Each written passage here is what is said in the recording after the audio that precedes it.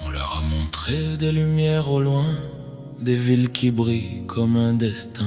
Mais derrière les écrans, derrière les discours, il existe une histoire que l'on raconte rarement au grand jour.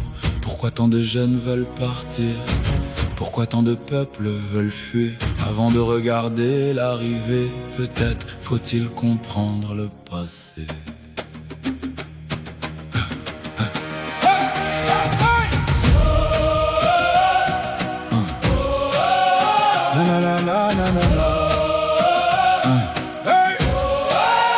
On leur a dit, l'Europe est un paradis, que là-bas tout est simple, que tout réussit. Des réseaux pleins de rêves, des images retouchées, mais rarement les galères qui viennent les accompagner. Des milliers quittent leur terre, leur famille, leur maison, espérant trouver ailleurs une meilleure condition. Mais combien savent vraiment ce que leurs ancêtres ont donné pour bâtir une partie de cette prospérité? Or, cacao, uranium, pétrole et minerais, des richesses extraites pendant des décennies entières. Des frontières dessinées sans écouter les populations, laissant derrière elles conflits et divisions. Alors certains regardent vers le nord comme une solution,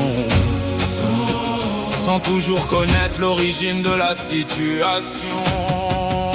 Ils nous ont fait rêver d'un monde qu'on ne pouvait qu'admirer, mais avant de partir chercher l'horizon, comprends l'histoire derrière cette illusion. Ils nous ont fait rêver pendant que nos richesses continuaient de voyager. Le futur commence quand les peuples réalisent que leur véritable force est dans ce qu'ils construisent. On parle souvent des migrants dans les débats télévisés, mais rarement des causes qui les ont poussés à traverser. Quand les ressources quittent le pays plus vite que les investissements, le développement devient un combat permanent. Des élites corrompues, parfois soutenues par intérêt, pendant que les populations cherchent à avancer. Des accords économiques difficiles à équilibrer, et des générations entières qui veulent respirer. Alors les jeunes rêvent d'ailleurs, pensant trouver la liberté, parce qu'on leur montre le sommet sans montrer la montée. Mais aucune nation ne se construit dans la fuite permanente. Le vrai changement naît d'une ambition collective et consciente.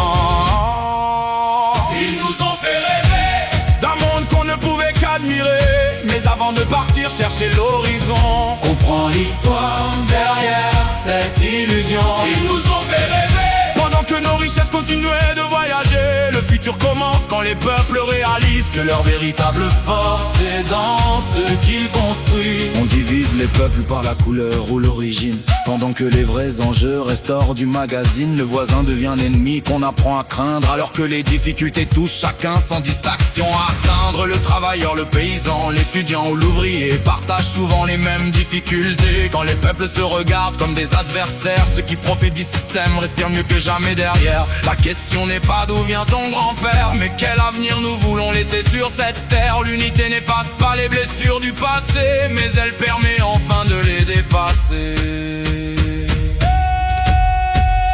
Ils nous ont fait rêver d'un monde qu'on ne pouvait qu'admirer, mais l'avenir appartient à ceux qui décident de bâtir chez eux plutôt que rester dans le vide. Ils nous ont fait rêver, mais aujourd'hui les consciences sont éveillées. Quand les peuples comprennent leurs propres valeurs, ils deviennent les bâtisseurs de leur bonheur. L'Afrique n'est pas pauvre, elle est riche de ses terres, de ses peuples et de son histoire. La question n'est peut-être pas pourquoi partir, mais plutôt comment construire l'avenir que nous méritons.